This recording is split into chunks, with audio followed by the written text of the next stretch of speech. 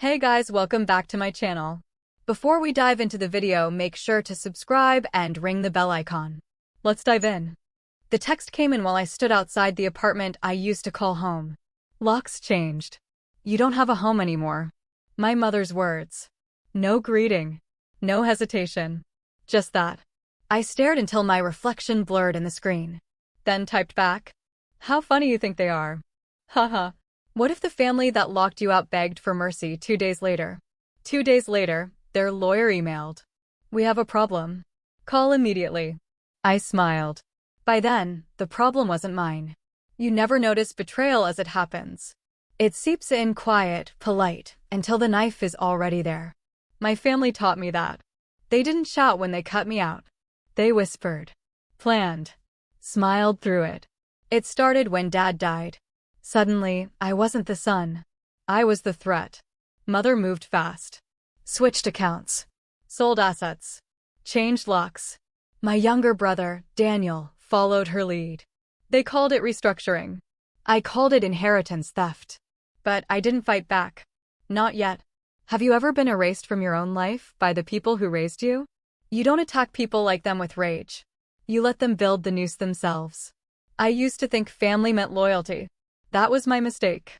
When Dad was alive, I handled his business. Logistics. Contracts. Expansion. He trusted me. After he passed, I assumed they would too. I remember the day they came with their new plan. Mom smiled like offering tea, not betrayal. We think it's better if you take time off. Grieve. We'll handle things. I looked at Daniel.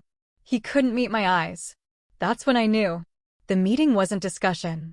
It was removal. Still, I played along. Signed what they handed me. Pretended not to notice the forged date on Dad's last directive. Pretended not to care when my key stopped working. Pretended I wasn't watching. 3 months later, I saw the first transfer. $480,000 from Dad's estate fund into a shell account under Daniel's name. Linked to Mom's new consulting firm. They thought I wouldn't check. They forgot I built those systems. It didn't hurt at first. Just data. Patterns. Numbers.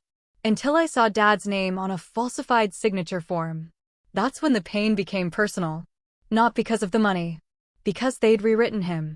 Turned his trust into a weapon against me. I didn't sleep that night. But by dawn, I had a plan. When betrayed by blood, the only revenge that counts is silence. No confrontation. No threats. Just results. I started with their accountant, a man who owed me a favor. Then the auditor, who flagged a small issue years ago. She still had copies. Every falsified form. Every hidden account. Then I did something bold.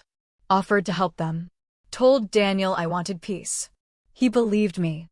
Gave me access to the systems he used to erase me. That's when I built the trigger. One line of code in their financial server. A mirrored ledger. Timestamped. Encrypted. Everything they stole, backed up to a drive only I controlled. All I had to do was wait. 2 weeks later, I reported suspicious activity to the estate's compliance board. Anonymously, of course. By the time the board began the audit, Daniel and Mom were on a cruise, celebrating their new life.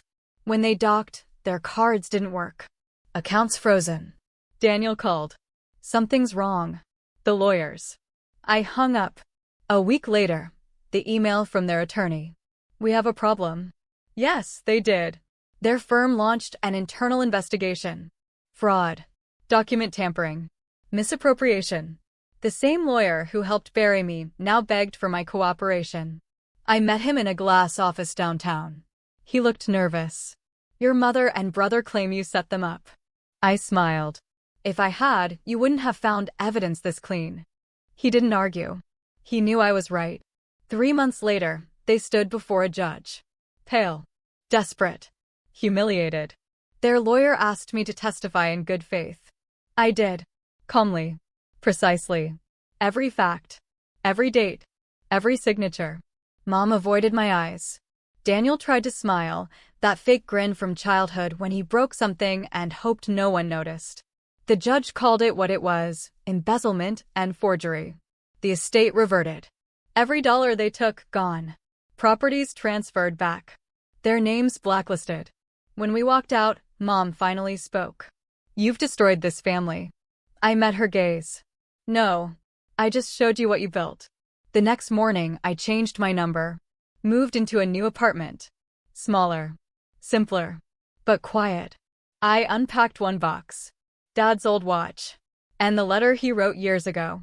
He'd said, "Never fight for what's yours. Just make sure no one forgets who it belonged to." I didn't. So when people ask if I miss them, I just smile. Because the truth is, I finally do have a home again. And the locks? They're mine now.